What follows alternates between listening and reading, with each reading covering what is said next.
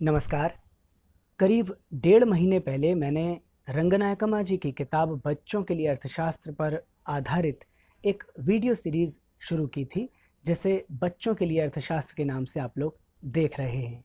इस video series में मैं अब तक 16 वीडियोज़ पेश कर चुका हूं और अभी आगे आने वाले करीब 1 महीने में मुझे अंदाज़ है कि करीब 20 से ज़्यादा इस तरीके के वीडियोज़ और प्रसारित होंगे। आप में से तमाम लोगों ने इन वीडियोस को काफ़ी पसंद किया है। तमाम लोग मुझे फ़ोन पर और व्हाट्सएप पर और मैसेज के ज़रिए भी तमाम तरह के फीडबैक्स देते रहते हैं, मुझे सुझाव देते रहते हैं, जिससे मैं अपने वीडियोस में इम्प्रूवमेंट ला पाता हूं या कोई भी नया प्रयोग कर पाता हूं। इस बीच मेरे सब्सक्राइबर्स की संख्या तकरीबन 7 गुना ज़्यादा बढ़ गई और 280 के पार पहुंच गई, जो कि बहुत ज़्यादा मिलियंस या बिलियंस में व्यूज़ नहीं हैं और मिलियंस या बिलियंस में सब्सक्राइबर्स भी नहीं हैं। फिर भी एक नए यूट्यूबर के लिए ये संख्या बहुत ज़्यादा मायने रखती है। इस दौरान तमाम और भी किताबों के राइटर्स ने मुझसे कांटेक्ट किया है और ये मेरे लिए बहुत ही सम्मान की बात है कि उन्होंने कहा है कि मैं उनकी किताबों को भी इसी किताब की तरह से वीडियो के रूप में पेश करूं। आमतौर पर लगभग एक सप्ताह में तकरीबन 3 वीडियोज़ मैं अब तक आपके सामने पेश करता रहा हूं, लेकिन इस बार पिछले 5 दिन में एक भी वीडियो नहीं डाल सका हूं क्योंकि कुछ टेक्निकल प्रॉब्लम थी मेरे साथ में। लेकिन ज़्यादा से ज़्यादा 1 या 2 दिन में ये टेक्निकल इशू भी सॉल्व हो जाएगा और तब फिर से आप अगले एपिसोड देख पाएंगे। इस बीच मैं चीन के समाज के बारे में एक ख़ास पेशकश आपके सामने लेकर आया हूँ। ये पेशकश बेसिकली हमारे मित्र धर्मेंद्र जोशी के 2.5 साल के चीन प्रवास के अपने एक्सपीरियंसेस के ऊपर बेस्ड हैं। मैं उन्हीं की आवाज़ में ये पूरा वीडियो आपके सामने प्रस्तुत कर रहा हूँ।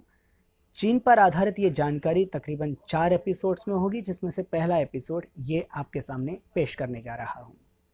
तो बहुत जल्द फिलॉसफी पर, पॉलिटिक्स पर, हिस्ट्री पर और इसी तरीके के अनेक विषयों पर मैं आपके सामने वीडियो सीरीज़ लाता रहूँगा और मैं उम्मीद करूँगा कि आप उन्हें पसंद करेंगे।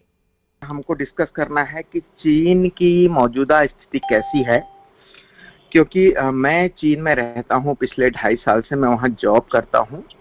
Amazon.com में मैं जॉब करता हूँ। शेंजन में रहता हूँ। शेंजन के बारे में ज्योग्राफिकली शायद आप लोग जानते होंगे, हांगकांग से लगा हुआ है और एकदम मॉडर्न सिटी है चाइना की, जो कि डेंग शाओपिंग ने जो जब वो आए तो उसके बाद पहली सिटी यही बनाई है। इसको SEZ बोला उन्होंने, स्पेशल इकोनॉमिक जोन।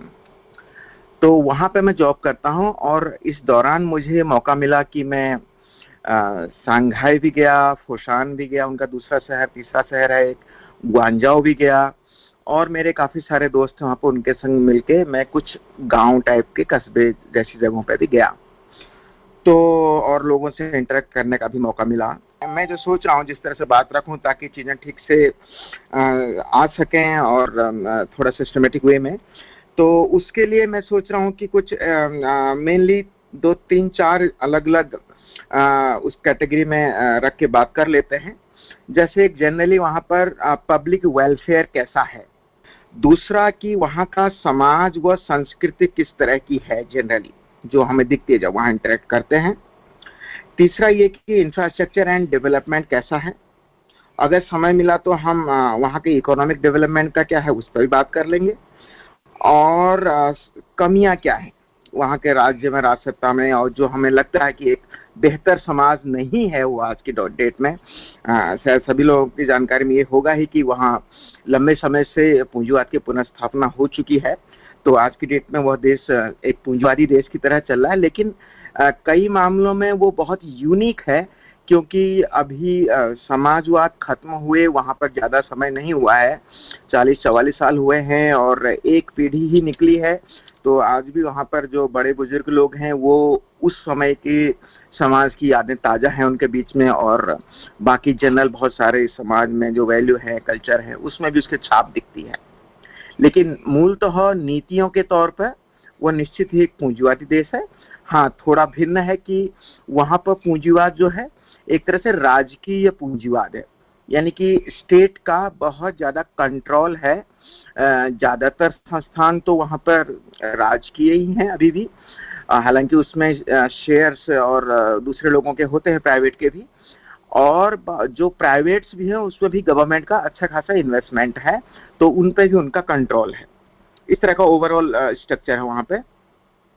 अब अगर हम बात करें कि जनरल वेलफेयर, पब्लिक वेलफेयर जो उसके बारे में बात करें, तो छोटी छोटी चीजों पर अगर हम ध्यान दें तो ऐसा लगता है कि जैसे उन्होंने जो विकास किया है और जो उनकी सोच है उस आज भी उसी तरह विकास होता है वहां पर। जो उन्होंने किया है उसमें आम जनता की छोटी छोटी जरूरतों को बड़ा ध्यान दिया गया है, उसके हिसाब से उन्होंने सारे के सारे विकास किए हैं। जैसे कि अगर उनके सड़कों की हम बात कर लें, उनके वहां की सड़कें जनरली जिन जिन शहरों में गया हूं या गांव में भी गया हूं तो बहुत चौड़ी है हमारे यहाँ की सड़कों की अपेक्षा। जनरली 8-10 लेन सड़कें तो बहुत आम है वहां पे, और कहीं कोई टूट फूट कोई गड्ढा नहीं, एकदम चकाचक, एकदम घर गांव कस्बे तक भी आपको एकदम पक्की सड़कें मिलेंगी हर जगह। और आप देखेंगे कि 24/7 हर जगह इलेक्ट्रिसिटी और हर जगह सड़क और हर जगह इंटरनेट। ये बेसिक चीजें हैं, बिल्कुल हर जगह आपको मिलेंगी।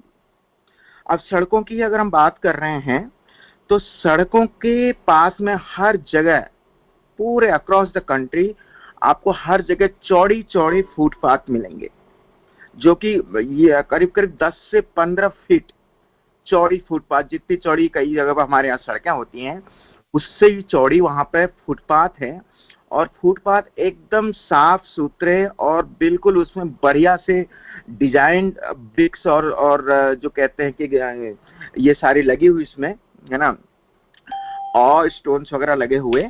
और उसमें भी आप देखेंगे कि जगह जगह पे वहां पे पूरा स्ट्रिप एक बनी होती है इन अंधे लोगों के लिए, ब्लाइंड्स के लिए, ताकि वो कहीं भी एक छोर से दूसरे छोर तक बिना किसी की मदद के निकल सकते हैं, नीचे वो पैर से महसूस कर सकते हैं। और वो स्ट्रिप कंटिन्यूअसली बनी होती है, उसमें कोई ब्रेक नहीं होगा।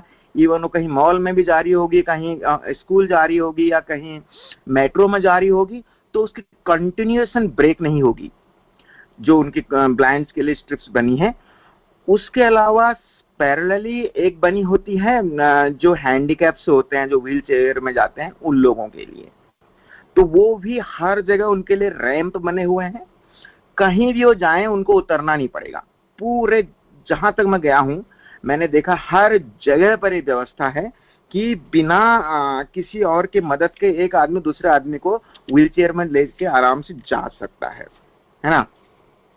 और जैसे सड़कों की बात कर रहे हैं तो उसमें अगर हम ये देखें कि जो रेड लाइट्स सिग्नल्स वगैरह हैं वहां पे बिल्कुल लोग बहुत ऑर्गेनाइज तरीके से फॉलो करते हैं, डिसिप्लिन तरीके से, और उसका पूरा एकदम सेकेंड टाइम के संग, और उसमें बीप बजती है कि अभी पैदल जाने वालों के लिए है, अभी इनके लिए है, तो उसको प्रॉपर चलते हैं, फंक्शन करते हैं हर जगह पे। और उसमें टाइम भी आता है सेकेंड्स में कि कितना टाइम का क्या है, तो वो सब दिखता है। और अब अगर हम दूसरी चीज की बात करें, जैसे वहां पर पार्कों की बात करूं मैंने खासकर नोटिस किया है कि जगह जगह पे शहर में पार्क हैं, और पार्क बहुत बड़े हैं, वेल मेंटेन्ड है। एक तो उसमें पेड़ पौधे और चौड़े ट्रैक्स और कई किलोमीटर्स में फैले हुए हरे पार्क हैं। पार्कों के अंदर एकदम पूरी लाइन से बेंच लगे हुए हैं, और उसके अलावा करीब आपको दिखेगा हर 50 मीटर के करीब पे डस्टबिन हैं, और करीब हर 100, 150, 200 मीटर पे आपको जगह जगह साफ सुथरी मल्टीपल टॉयलेट्स मिलेंगी। 6 8 टॉयलेट्स उसके अंदर, बड़े जैसे हमारे यहाँ पर मॉल में होते हैं उस तरह के आपको करीब 200 मीटर पे हर जगह पे वहां पे मिलेंगी, है ना। उसके अलावा पार्कों के अंदर वो लोग स्पोर्ट्स को बहुत ज्यादा प्रमोट करते हैं, पार्कों के अंदर ही नहीं, उसके अलावा जो उनके बहुत सारे स्टेडियम है जगह जगह पे, तो स्पोर्ट्स पार्क के अंदर भी सब पार्कों में आपको दिखेंगे बिल्कुल डेडिकेटेड प्लेसेस दिखेंगे स्पोर्ट्स के लिए। तो उसमें फुटबॉल है, वॉलीबॉल है, बैडमिंटन है और इस तरह के तमाम सारी चीजें उसमें आपको वहां मिलेंगी। और अगर हम मार्केट्स की बात करें तो मार्केट्स में वहां पर जैसे हमारे यहाँ की तरह की भी छोटी मार्केट्स वहां पे है, जहां पर सस्ता सामान मिलता है। जैसे हम दिल्ली की बात करें तो जनपद की बात करते हैं, या इधर इसकी बात करते हैं, सरोजनी नगर मार्केट की बात करते हैं या लक्ष्मी नगर मार्केट की। तो इस तरह की मार्केट्स जहां सस्ता सामान और पब्लिक के लिए इजीली अवेलेबल सामान जिसको पब्लिक के रेंज में आ सकता है वो है वहां पे। लेकिन वो भी सारी मल्टी स्टोरी बड़ी बड़ी बिल्डिंग्स में है जो फुल्ली एयर कंडीशनड है एकदम। आप कहीं भी मार्केट में जाओ तो आपको फुल एयर कंडीशन मिलेगा। आप जाओ, आपको बिल्कुल रैंप मिलेंगे जाने के लिए, उनके लिए जो विकलांग हैं उनके लिए। और बिल्कुल एकदम आप इजीली उसमें जा सकते हैं, एक्सेस कर सकते हैं। उसके अंदर जगह जगह एंटरटेनमेंट वगैरह की भी सारी सुविधाएं होती है, बच्चों के लिए भी, बड़ों के लिए भी, झूले वगैरह ऐसे सारा कुछ मार्केट में उन लोगों का जगह जगह लगा होता है। और बड़ी बड़ी स्क्रीन्स लगी होती है, उसमें कई तरह के उनके लोकल प्रोग्राम चल रहे होते हैं, कहीं डांस चल रहा है, कहीं गाने चल रहे हैं। तो वो कल्चर को मुझे लगता है बहुत ज्यादा महत्व देते हैं वो लोग। इस तरह का मामला है। अब हाँ, अगर ट्रांसपोर्ट पे आ जाए उनके, तो ट्रांसपोर्ट के मामले में एक तो उनका मेट्रो का बहुत ही बेहतरीन नेटवर्क है। हर 250-300 मीटर की डिस्टेंस पे उनका मेट्रो का ओपन होता है, यानी एंट्री होती है। और जनरली मेट्रो में नीचे पैरेलली उनकी, जैसे मेट्रो है, मेट्रो के पैरेलली बड़े बड़े सिटीज में अंडरग्राउंड मार्केट है, बिल्कुल मेट्रो के पैरेलली, और पूरी मार्केट आपको मिलेगी अंडरग्राउंड, है ना। और मेट्रो में सारी सुविधाएं, मेट्रो के अंदर बहुत सारी सुविधाएं, जैसे आप अपने आप वहां पर फोटो खींच सकते हैं। अभी कोरोना फैला था तो वहां पर टेस्टिंग किट रखी थी मेट्रो के अंदर, बूथ बने हुए थे, है ना, उस तरह के। और सारी एटीएम वगैरह की सारी सुविधाएं आपको मेट्रो के अंदर मिल जाएंगी, आपको वहीं मिल जाएगी सब कुछ। अब अगर हम बात करें बसों की, तो बसें वहां पर मैं देख के हैरान हुआ शुरू में सिटी में कि ज्यादातर बसों में कोई कंडक्टर नहीं है। तो बिना कंडक्टर के पैसा कैसे कलेक्ट करते, केवल ड्राइवर है। बसों का बिल्कुल नियमित समय है, उसी समय पर बस चलेंगी, जितने मिनट पर जहां पर पहुंचना है बस को वहां उतनी देर में पहुंचेगी। अगर जल्दी पहुंच गई तो वहां पर वो रुकेगी ताकि अगले स्टैंड पर अपने निर्धारित समय पर पहुंच सके। और आम आदमी उसको पूरी तरह नेविगेट कर सकता है कि कौन से नंबर की बस कहां पर कितने बजे आ रही है। पूरा डिजिटल नेविगेशन है, उसमें ऐप भी है और बस स्टैंड पर भी नेविगेशन लगे हुए हैं, है ना। तो जो बिना कंडक्टर के बसों की बात मैं कर रहा था, तो सिटी में बहुत सारी ऐसी जगह हैं जहां पर बस का रूट फिक्स है और उसका फिक्स किराया है। जैसे वहां पर युआन चलता है, कहीं पर 2 युआन, कहीं 5 युआन का फिक्स किराया है। तो उस केसेस में क्या है कि लोग बस में चढ़ते हैं और बस में एक स्कैन करने वाला रखा है जो ऐप से स्कैनर होता है। उस स्कैनर की मदद से उनका अपने आप पैसा कट जाता है, जैसे कि हमारे यहाँ पर पेटीएम वगैरह है, उस तरह से पैसा कट जाता है। तो ज्यादातर लोग उस स्कैनर की मदद से उसमें पैसा दे देते हैं। जिसके पास स्कैनर नहीं है, कोई फॉरेनर्स है या कोई बड़े बुजुर्ग उसको यूज नहीं कर रहे हैं, तो वो लोग क्या करते हैं कि वो वहां पर जो भी कॉइन या करेंसी जिस तरह जिस फॉर्म में भी है, वहां पर एक डिब्बा रखा होता है, जैसा हमारे यहाँ दान पात्र होता है, तो उसमें वो खुद से डाल देते हैं। कोई चेक नहीं कर रहा है कि आपने स्कैन किया, कोई चेक नहीं कर रहा है आपने पैसा डाला नहीं डाला। मैं इवन अपनी फैमिली को भी 3-4 बार लेके गया हूँ और ये लोग बहुत क्लोजली मॉनिटर करते हैं वहां पर बस में बैठ के कि जैसे कि क्या कोई नहीं डाल रहा है। लेकिन हमें अभी तक भी कोई एक सिंगल केस भी ऐसा नहीं मिला जो कि पैसा ना डाल रहा हो। हर कोई पैसा स्कैन करेगा, डालेगा, जबकि कोई भी मॉनिटर नहीं कर रहा है उसको, है ना। ये इस तरह का, मतलब ये यही नहीं, बस में ही नहीं, मैंने जनरली वहाँ के कल्चर की चूंकि बात आ गई तो बोल रहा हूँ कल्चर वाले मामले पे कि लोगों का जो सामान है, यूजुअली सारे लोग ऑनलाइन परचेज करते हैं वहाँ पर सब कुछ। तो सामान घर के बाहर रख जाता है डिलीवरी वाला, कोई जरूरी नहीं आपका घर खुला है या बंद है, वो घर के बाहर रख जाएगा। और आप जब भी आएंगे, शाम को आए ड्यूटी से या कहीं बाहर गए हों, 2-4 दिन बाद आए, कितना भी कीमती सामान हो वो आपको सुरक्षित मिलेगा, कोई टच नहीं करेगा उसको, है ना। इवन ऑफिसों में भी खाना दिन में पहुंचाने के लिए नीचे पहुंचा जाते हैं खाना, तो वो बिल्कुल एकदम अनटच रहता है, उसमें लेबल लगा रहता है किसका खाना है, तो वो अपना खाना हर बंदा उठा लेता है। अब हम अगर बात करें इससे थोड़ा आगे हेल्थ केयर की, हम पब्लिक वेलफेयर में बात कर रहे हैं, तो हम हेल्थ केयर की बात कर लेते हैं। हेल्थ केयर के मामले में वहां पर जबरदस्त इंफ्रास्ट्रक्चर है, पूरा हेल्थ केयर का गवर्नमेंट का इंफ्रास्ट्रक्चर है। वहां पर सोशल सिक्योरिटी स्कीम है, उसके तहत 2 चीजें होती हैं। एक तो सबको फ्री हेल्थ केयर की एक्सेसिबिलिटी होती है ना, सरकारी अस्पतालों में। और दूसरा उनको पेंशन मिलती है। मैं अभी हूँ, इवन मुझे भी वो, मेरा भी वो कटता है महीने का, महीने में हर महीने कटता है वहाँ पे, जैसे हमारे यहाँ पीएफ कटता है उस तरह का, ईएसआई की तरह मान सकते हो। और वो सबको मिलता है, और जो बड़े बुजुर्ग हैं उनको फ्री में एक्सेस होता है, या जो हैंडीकैप है इस तरह के लोग, उनको मुफ्त में एक्सेस होता है। जो काम नहीं कर सकते यानी कि सोसाइटी के वो लोग, उनको फ्री में एक्सेस होता है। हॉस्पिटल्स को आप देखोगे तो मतलब एकदम जैसे हमारे क्या चकाचक प्राइवेट बिल्डिंग्स जैसे दिखती हैं। गुड़गांव में हम बात कर लें, बड़ी बड़ी जो बिल्डिंग्स हैं इसने बनाई है, जो डीएफएल ने, तो उस तरह की बिल्डिंग्स हमें वहां पर दिखेंगी बड़ी बड़ी, और उसके अंदर पूरा हेल्थ उनका हॉस्पिटल सारी फैसिलिटीज होती हैं। और जो वहाँ पे डॉक्टर्स नर्सेस हैं, अगर उनसे इंटरेक्ट करोगे, जैसे जाओगे, तो तुरंत जाते ही आपको पानी पिलाया जाएगा या वहाँ के कोई लोकल ड्रिंक पिलाया जाएगा, मतलब आपको एकदम वार्म वेलकम किया जाता है। और डॉक्टर हाथ मिलाएगा आपसे। और खासकर जब मैं गया था, एक बार कोई दिक्कत हुई थी, चूंकि मैं फॉरेनर हूँ और मेरी फैमिली भी गई थी, तो मेरे बच्चों को उन्होंने काफी देर तक गोद में उठाया, खेले उनके संग, मतलब एकदम फैमिली और फ्रेंडली बिहेवियर, जबकि जानते नहीं, फोटो खींचना और ये सब, उनके लिए चॉकलेट लाना, ये सब मतलब इस तरह का बहुत ही ज्यादा एकदम फ्रेंडली उन लोगों का जनरली बिहेवियर होता है। और हॉस्पिटल में देखोगे तो सारा कुछ हाईटेक उनके सारे इक्विपमेंट्स हैं।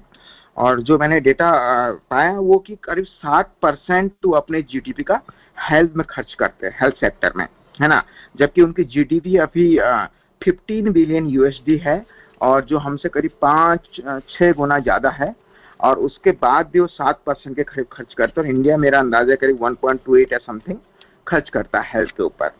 तो उनका हेल्थ केयर अमेजिंग लगा मुझे, एकदम अमेजिंग। एजुकेशन के मामले में भी उनकी एजुकेशन एकदम स्टेट रन पब्लिक एजुकेशन है, जिसको कि वो कंपल्सरी एजुकेशन बोलते हैं। और 9 साल तक के बच्चों को, 9 साल तक, टोटल 9 साल तक, 6 साल से बच्चे जाते हैं, और उसके बाद 9 क्लासेस तक पूरी तरह से फ्री और गारंटेड एजुकेशन सबके लिए है वहां पे। एजुकेशन में भी उनके यहाँ सिस्टम यह है कि बच्चे स्कूल में ही रहते हैं। स्कूल में कंपाउंड होता है, कॉम्प्लेक्स होता है, जैसे हमारे यहाँ के नवोदय के बच्चे हैं, शायद सभी जगह नवोदय होते हैं, मैं उत्तराखंड से हूँ, वहाँ पर नवोदय विद्यालय हैं। तो वहाँ पर पूरी तरह से, जो हमारे यहाँ तो केवल नवोदय में उन लोगों को लेते हैं जो कि ब्रिलियंट बच्चे होते हैं और कुछ ही छठ के उसमें जाते हैं, जीनियस बच्चे। लेकिन वहाँ पर वो सबके लिए फैसिलिटी है, और पूरा वहीं वो रह करके उनकी देखरेख और उनका डेवलपमेंट का सारा काम स्कूल का होता है ना। उसके लिए पूरी व्यवस्था वहाँ पे बनी हुई है। वहाँ पे हुआ क्या था कि जब शुरू में तो 1962 से 65 तक की बात है, जो मैंने वहाँ की इंफॉर्मेशन निकाली, उस समय वहाँ पर एक सोशलिस्ट एजुकेशन मूवमेंट चला था। ये वही दौर है जबकि वहाँ पर कल्चरल रिवॉल्यूशन चल रहा था।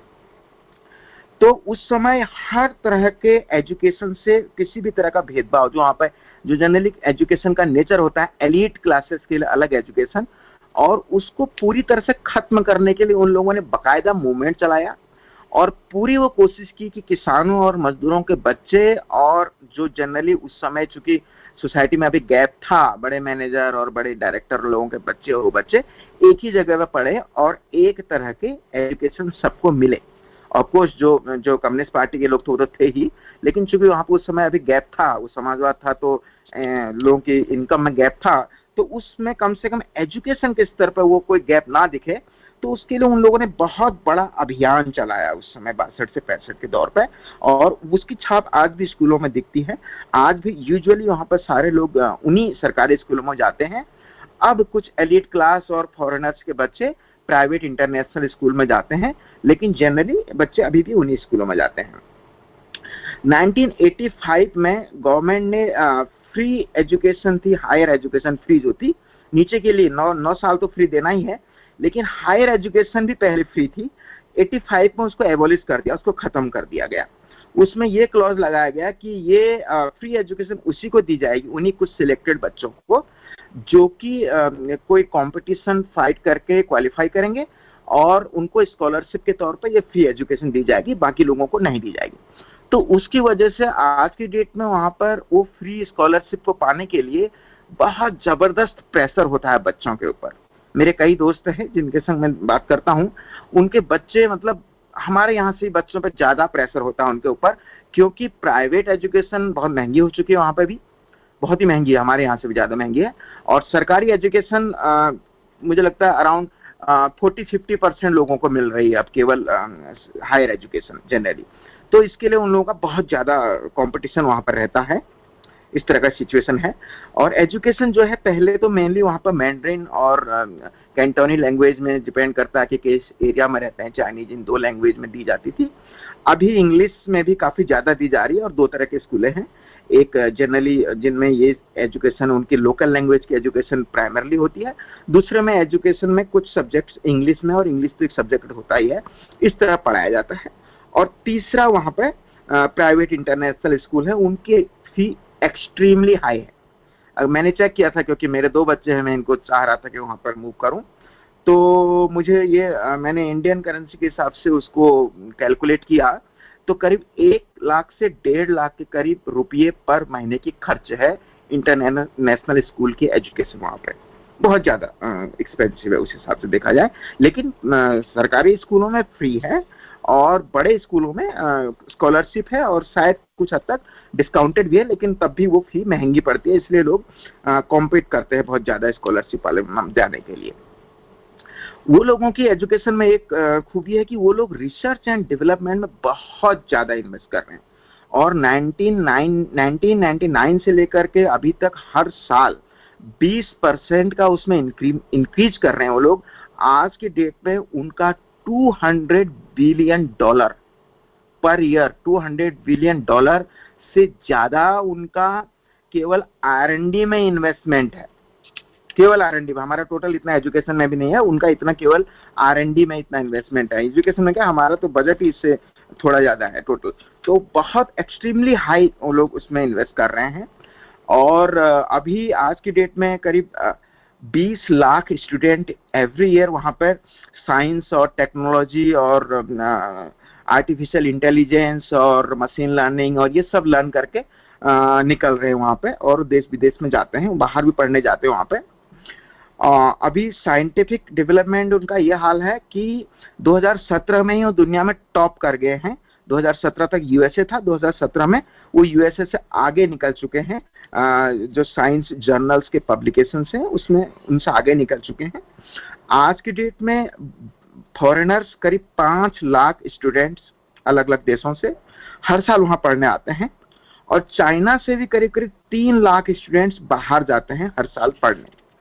तो एक भारी संख्या में लोग बाहर भी जाते हैं, बाहर की चीजें लर्न करने के लिए, और बाहर से वहां पर लर्न करने के लिए लोग आते हैं। तो अगर हम एजुकेशन में देखें, कुछ चीज उनकी स्पेशल एजुकेशन है। जैसे स्पेशल एजुकेशन में वो 2 चीजों का ध्यान रखते हैं। एक कैटेगरी है गिफ्टेड चिल्ड्रन की, एक है स्लो लर्निंग चिल्ड्रन की। गिफ्टेड चिल्ड्रन वो चिल्ड्रनों को माना जाता है जिनका जो बहुत ज्यादा जीनियस होते हैं, तो उनके लिए क्लासेस स्किप करते हैं वो लोग। जैसे अगर बच्चा अच्छा है, 5वीं के बाद सीधे 7वीं में चला जाएगा, 7वीं के बाद 10वीं में चला जाएगा, इस तरह का, और मल्टीपल कोर्सेज एक साथ कर सकता है ताकि जीनियस बच्चों को बहुत तेजी से आगे बढ़ाया जाए। दूसरा उनका एक स्लो लर्निंग है।